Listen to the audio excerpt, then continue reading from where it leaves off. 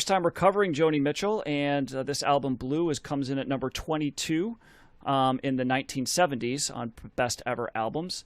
And it's number 6 in the year 1971 when it was released, and number 79 overall. And this is number 3 in Rolling Stone. So this is number 3 of all time in Rolling Stone's most recent list. So this is a highly, highly regarded album. So we're going to talk about it. It's Joni Mitchell's 4th album, released on June 22nd, 1971, written and produced entirely by Joni Mitchell. And it was created after a breakup with Graham Nash. She was dating Graham Nash for a couple of years. They were really into each other. He actually wanted to marry her, but shortly before this album was released, she did break up with him.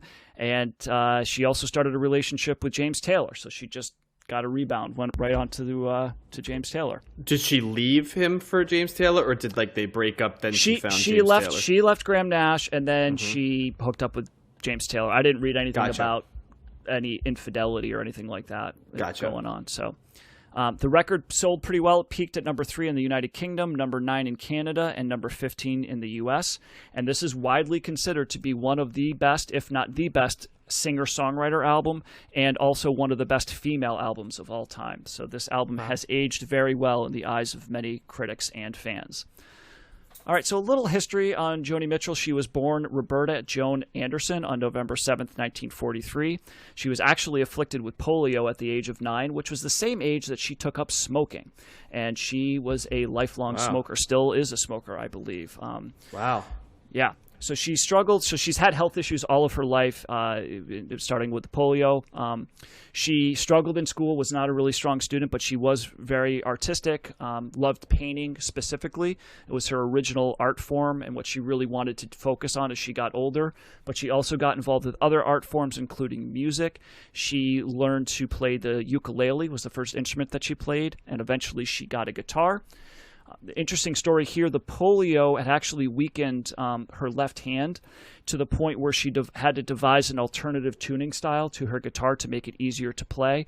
And this is something called open tuning. So she would basically tune the strings of her guitar to play a chord. So if she would just strum all the strings without fretting anything, it would play a chord. Wow. And this is something that she would do throughout her career. It also makes it easier to finger pick and to actually change chords, because I guess you can do that. I thought it was interesting as well. It sounds like you can, if you do this, you can change the chords by just fretting and putting your finger, your left finger across an entire fret, and it changes the chord entirely. So you don't have to switch as many chords. My guess is, though, that would kind of restrict the amount of chords you're able to play. But this is something that she would do, and it was one of the things that defined her sound.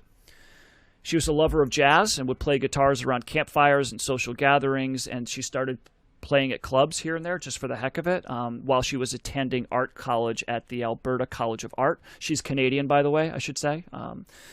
And so she's spending all this time in Canada. She didn't enjoy her time at art school because she actually felt that the professors and the people there were too restrictive and did not appreciate creativity. They said, this is how you do art, and if you don't do it this way, then don't bother doing art. And she did not agree with that. So she leaves school and she moves east to Ontario and starting to play clubs and YMCAs, and she even did some busking.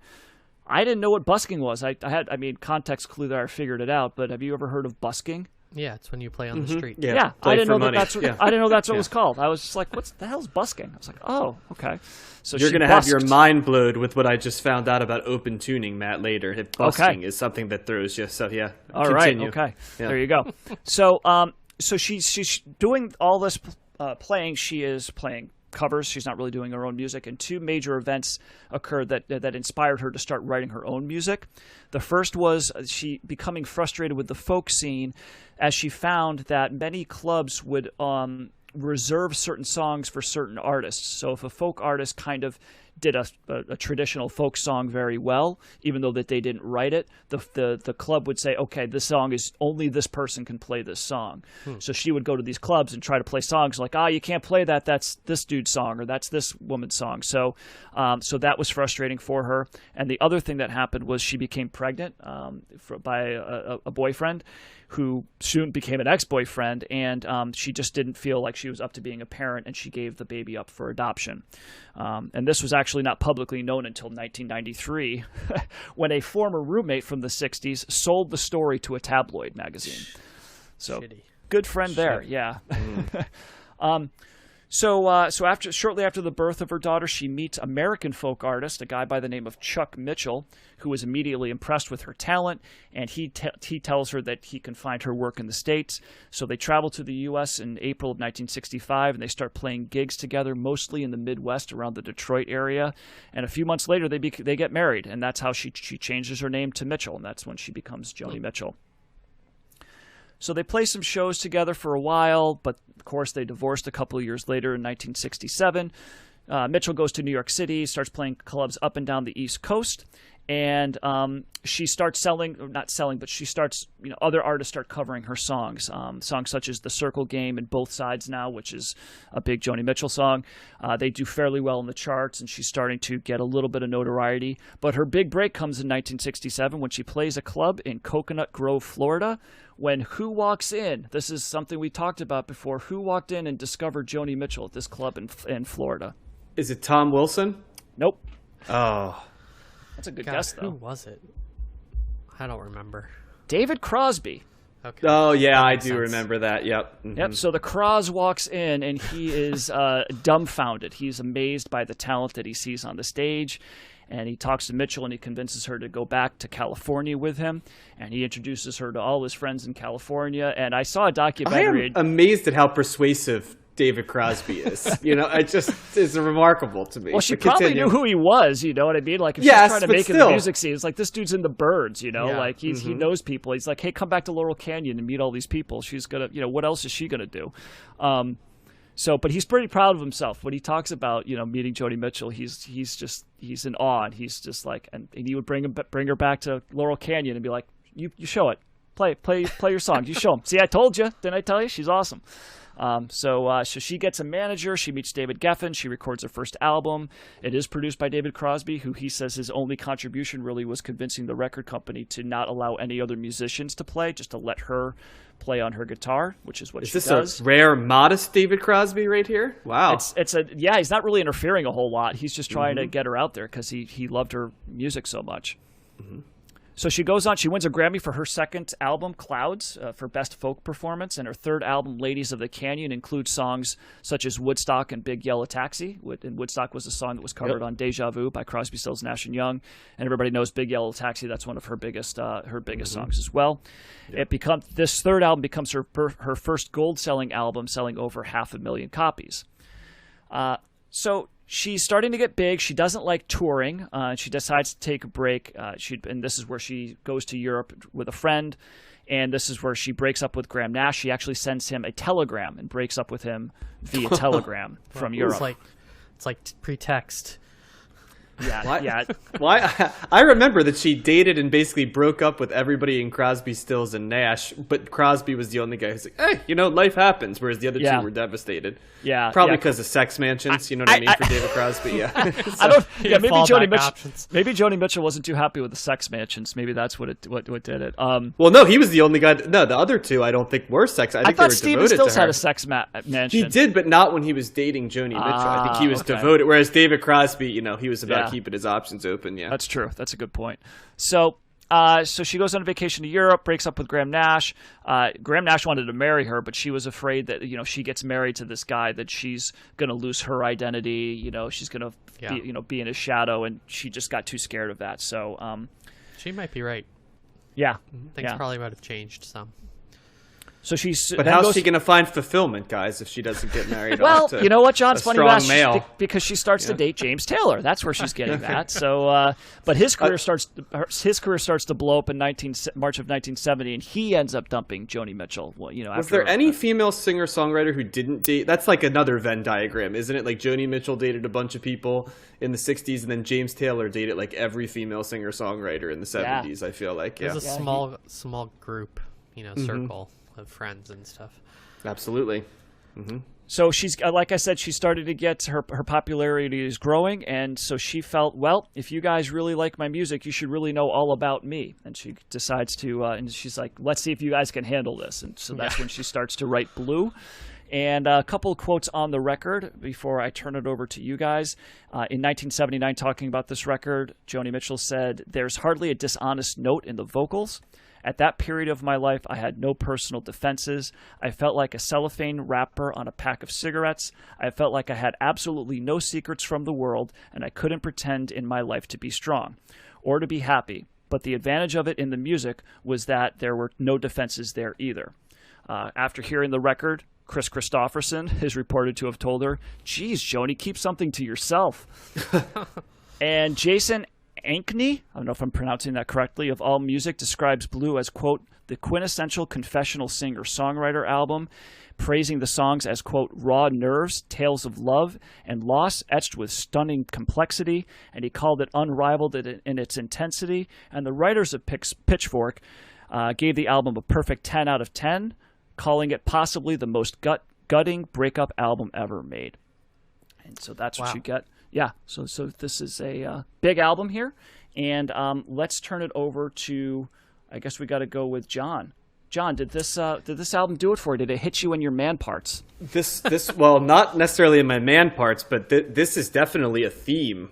I noticed it immediately when I was listening to the lyrical content on this. This is almost, it's so funny that you read that bio, Matt, because as I'm piecing it together and reading the lyrics, I like to read the lyrics without anybody telling them what they mean, right? So that I can kind of try to get my own thing. And it's clear she's just talking about herself through the concept of being in a relationship, the relationship's going well.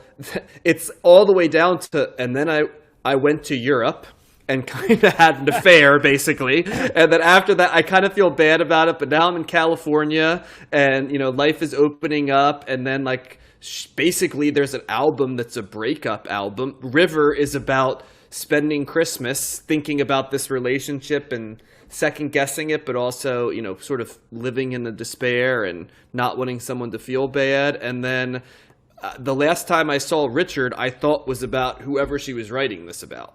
And so I guess that's, you said it's Stephen Stills or Graham Nash, Graham Nash. There's multiple reports of various different people that the album is about. James Taylor and Graham Nash are two of the ones that come up the most, but it's also one of those things where it's reported that that's what this is about, not necessarily always confirmed by Mitchell herself. I mean, it's not hard to figure out what she's writing about. The songs are straightforward. She might not be saying, this is me and this is this person, but a lot of what you talked about with the biography there is covered in these songs. They're very raw. They're very out there.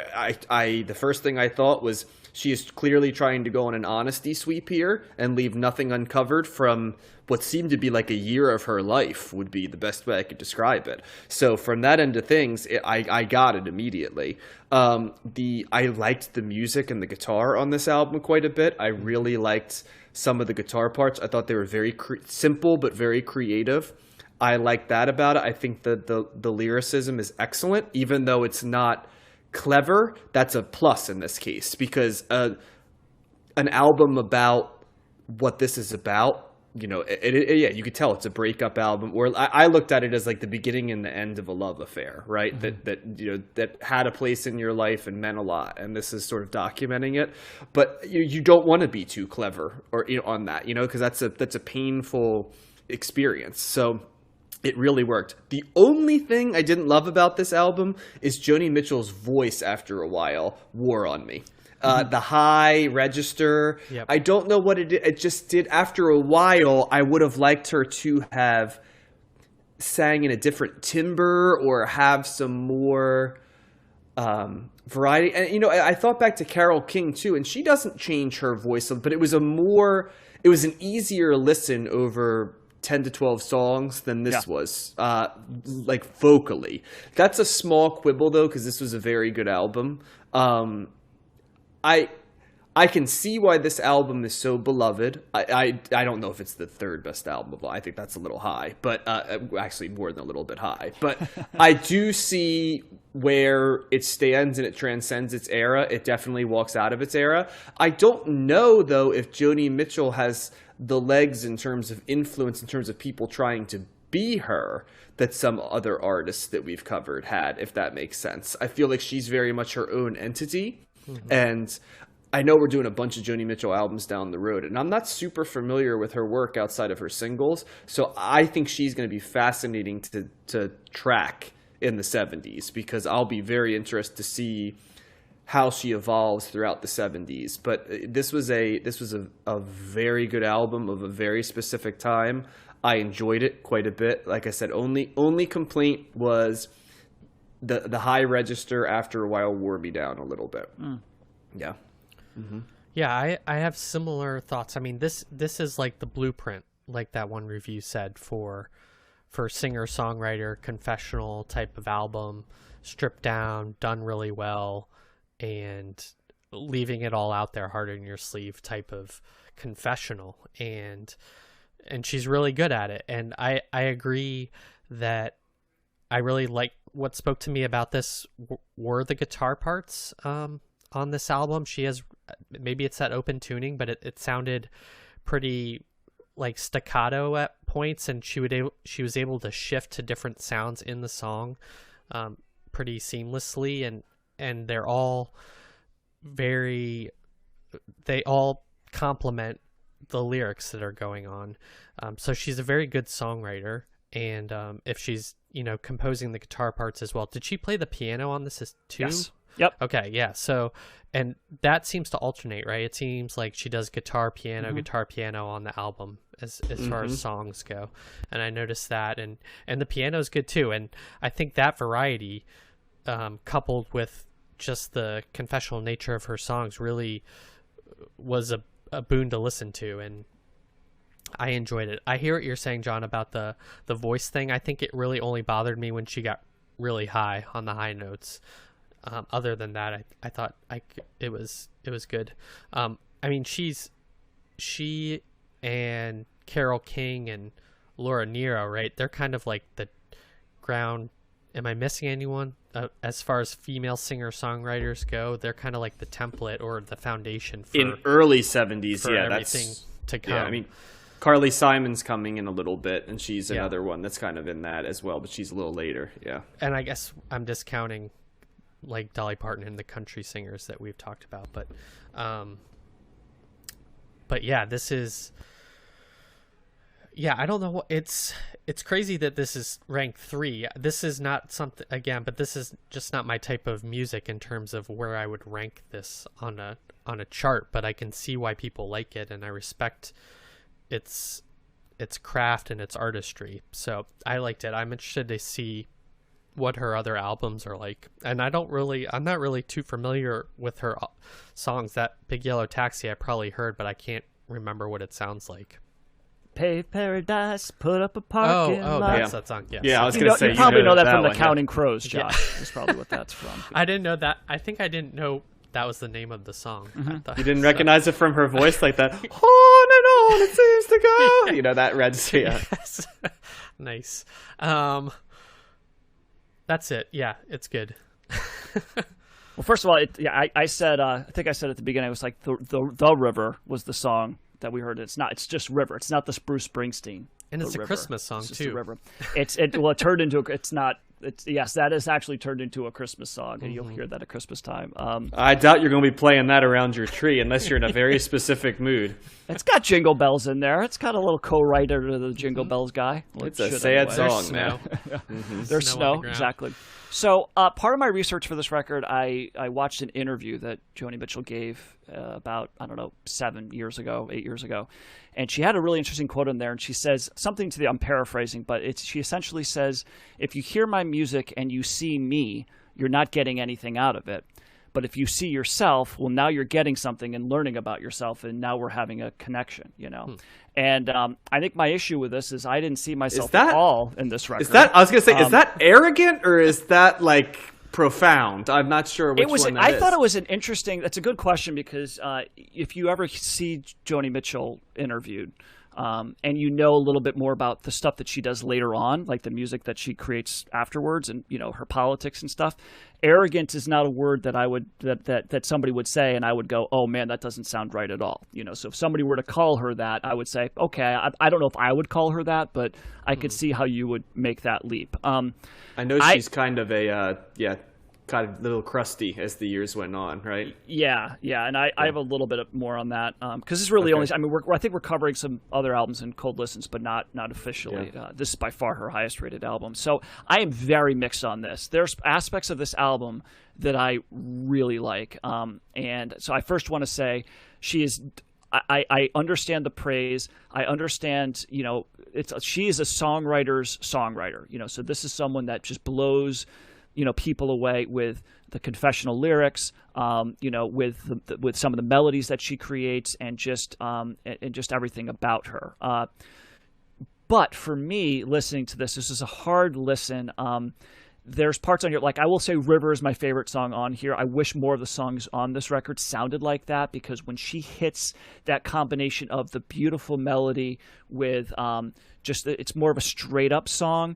I really like that. That was more of a traditional song. A lot of the songs on this record are the music to me doesn't match up with what she's singing in terms of like a sonically, right? So a lot of the lyrics it's almost like she's fitting too many words in the bar, right? She stops singing, and even though she is singing, her vocals just kind of carry on past where they should have ended, because she's got all this stuff to say, and she's not going to pack it all, you know, in a long measure. She's going to kind of just go over the top with it. And I found that part exhausting, in addition to her voice, which I do agree with you guys that the high-pitched nature of it is like, it is all over the place here. And and I felt bad saying that, because I'm like, well, she's just, all it is a soprano. You know, right. It's not like she's got a bad voice. She's got a great soprano voice. But when it's that vulnerable and it's that much in the forefront,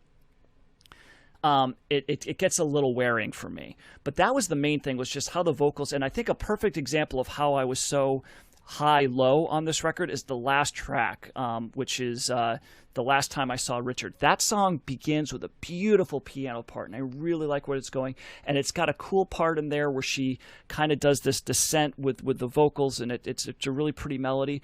But that's the one where, as it gets to the end, she's just like doing this run-on talking almost, and it's just like, it's exhausting, and I'm like, I love part of this and I hate another part of this. Well, she's telling exact details of things that clearly happened to her, which is something that's apparent in all of it's not like a sketch that's loosely biographical or even just pieces together. I mean, she's telling exact details, and I can give you examples down the road, but yeah, it's too much for me, you know. And so I totally respect her. I definitely don't think this is top 3. That's the other thing. I'm like, what? Top 3? You know, like, and I just, come on. Like, I'm more fine with it. What is it, like 60s or something like that of all time and best ever albums? That might be, but I understand how people love this, but it didn't really hit me, you know. I will say I did like Carrie. That there's some parts of that song that I like. Parts of California. There's like lots throughout a lot of these songs. There's parts that I'm like, okay, but as overall songs, it's like some of the choices that she makes. It's just, I don't know. I'm not feeling it. I don't need to listen to it. River was the only one that I'm like, that's a beautiful song, and I just, like I said, I wish more of the songs were like that. So yeah, kind of mixed, but also kind of little thumbs down here for me, as far as what I'm looking for. So, well, I wonder if there's a gender component here too. I mean, we are three men talking. I do hate women, Josh. There is that. So yeah. Oh yeah, that goes without saying. But, yeah, of course, right. But I wonder if, you know, what this speaks to women who are really into Joni Mitchell, or like if they can identify with it more. When you were saying that quote from her interview, it occurred to me that I never listen to music as in an attempt to identify with the artist or I never start there. compare my ever. life to them. I don't think that's what I listen to music for. And it's really interesting. I was like, I never would think that the artist is someone like me, or we would have the same sort of connection in that way. So so that I guess that gets me back to the comment about women, like maybe women identify with her or this journey or her autobiographical nature more or something. Well, I think but it's funny because I feel like Matt and we reversed on the albums, because I could relate to some of the thematic things on this album. Now, am I going to give you, I met a redneck on the Grecian Isle who did the goat dance very well. He gave me back my smile, but he kept my camera to sell.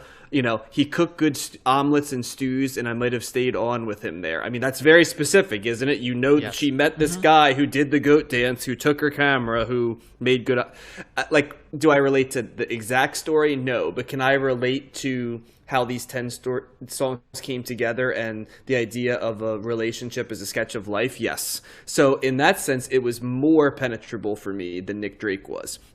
But I think you're right, Josh. I think you're onto something. I think there is an element. I also think that as time has gone on and more space has opened for women to be able to embody what Joni Mitchell sort of embodied, she still is very resonant. But at the time, 1971, 1972, people walking that journey, there had to be a lot more pressure and a lot less of those people. Those pressures still exist, but it was a very specific space, to the point where it's a theme that comes up in shows like Mad Men, right? That you see that same idea of that type of, career versus independence, woman versus domesticity, and what does that say, especially if you're coming from a heterosexual standpoint, if you don't get married or you get married and you get divorced. In some ways, she and Carole King lived a very similar life, but they came at it from different angles, didn't they? Because and that's the thing too, because it's not the themes that bother me, right? It's not like I'm going, oh, like this is so, it's the structure of the music, right? Like Carole King, like the music and Nick Drake better. Yeah, I love I love Carole King album. I love the music in that, and there's some similar themes there, so it's not a problem with like a woman talking about all of these types of things. That's totally fine, and I absolutely understand and appreciate the lyrics. Like if I were to read them, or when I listen to them, I'm like, those are good lyrics. This is more about her musical style, which is where I'm going, and this was a hard one for this. I should like this album, and that's kind of one of the reasons I was disappointed, is because I knew, like, this is this revered album. I knew some of the songs on here, and I was like, okay, well, now I'm going to get into it and really and see what's going on. And I was just... Yeah, you get caught up. You say should sometimes when it doesn't strike me. I never thought, like, if I listened to this, Matt, I wouldn't say, oh, Matt's going to like this. Is it you should like it because people say it's an important album? No, I should like it. Okay. I should like it because I like singer-songwriter music. Okay. And I like really good singer-songwriter music. And I know that this is really good. I'm not saying that this isn't good. I'm just saying the style, her choices that she makes sonically, and particularly how, again, I don't know if I'm doing a bad job of describing, but just how that vocal style, not just the high parts, but the way that she just rambles on these lines and just throws them out there on a whim without really tying them back to like the structure of the song. Yeah. I don't like that. It's okay. annoying and wearing to me. So it makes sense. I wanted it's to personal like preference. it. Yeah, exactly. So that's kind of my boggle. You feel she does that on every song? Like if no, I went probably back not. And listened, I could try and figure out what you're talking about. No, the one that stands out the most, is just because it's stuck in my head right now because I was talking about it, was the last time I saw Richard. Okay. But she does some cool things, like on My Old Man. She does the "We don't need the piece of paper to forget it." That's a really cool part, and I really recognize that. But it also doesn't just hit me like, oh god. Like the only thing that really hits me on here is River, is that melody that's on there, and I just So I wanted to like it more because of those reasons. But hey, you're allowed to not have something connect with you, man. Even with people, it does connect with a lot of people. We're gonna, we have to be bold enough to have that. I think musically, actually, this connected more with me than Nick Drake did. But I see a little bit of the same things, Matt, in terms of, especially the singing choices at times are that high register, like you said, the soprano. It's well sung, but it doesn't always hit me. Well, and one final point too, it's interesting to compare her songwriting with Nick Drake's, right, and how personal this is versus, when you were reading off the lyrics and how there's nothing of him necessarily in what he's not saying. as much. He gives you bits and pieces, but this is everything is her exact story. That's why, who was it who said, Jesus, keep something to yourself? I laughed. I was like, I totally understand where he's coming from, because that was what I was thinking as I read this too. And that's part of why this album is so groundbreaking and important, is because nobody was doing this, right? And even the people that were more confessional were like, especially men. That's what she said too in that interview. A lot of the men were like, "Oh my, what are you doing?" Like, it wasn't initially a well-received kind of thing. People were like, "What are you doing?" Like Johnny Cash is like kind of going, like looking at her going, are you okay? Really people were kind of concerned about her, but but I think that she really tapped into something when she decided, I'm going to start writing about, me, and really, here I am. I'm not gonna, no pretension. Yeah. Well, exactly. And it's just so funny to think about how things evolve, because now when I listen to a lot of modern music, everything is uber confessional and uber specific to the exact life and details, to the point of being in the minutia. Almost no one's writing about universality anymore. Yeah, right. It's all like, this happened and this and there's a lot of people that are doing the Joni Mitchell thing par for the course. So that's where context is so important, to know that in 1971 how revolutionary that was, because then you get a feel for it. Sure. And the fact that we haven't seen this so far shows you too. Well, somebody like Taylor Swift just draws so much on her, right? And why people are always like, "Who's she writing about? What's that song about her?" Even though I think she's now. That's a great analogy. I'm no Taylor Swift expert. I don't know how confessional she is. If she that's her thing. Yeah. So, yeah, that's a good comparison then. She writes a breakup song about every song, you know what I mean? And this is like, this the equivalent of many of her songs are, the equivalent of what this album's concept was. So that's it's a fantastic analogy, Josh. It's a perfect example of a modern artist who does what Joni Mitchell does, but on the regular instead of as just a piece. Yeah. Yeah. So. Well, there you go. Well, I got a couple of things just to tie this up.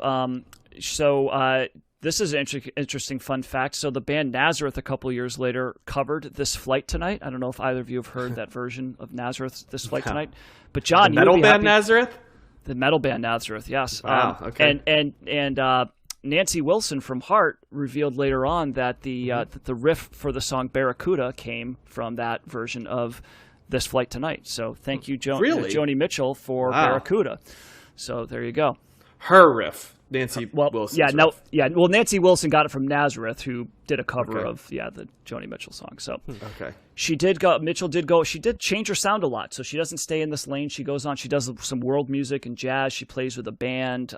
She does a ton of music. She's got a ton of albums out there, and she actually got a phone call from Charles Mingus close to his death. He was on his deathbed, essentially, saying that he wanted to collaborate with her before for his last project. So she went on and worked with Charles Mingus. Wow. And in 2002, she announced she would no longer record any more albums. She got really disenchanted with the music industry. But she since has done some records. But she's been very vocal about kind of being anti-industry. She's anti-baby boomer. She doesn't like where the boomers took things and kind of sold out. So she's very critical of them. In 2010, she announced that she had Morgellons syndrome, which is a self-diagnosed, scientifically unsubstantiated skin disease. So she's kind of thinks that she's got some sort of skin disease, but people think that it's kind of in her head. So in 2015, she did not die, but she did suffer an aneurysm, and so she had to undergo a lot of physical therapy. So her health is not very good. But she is still around and kicking. She's smoking cigarettes, and she was inducted into the Rock and Roll Hall of Fame in 1997.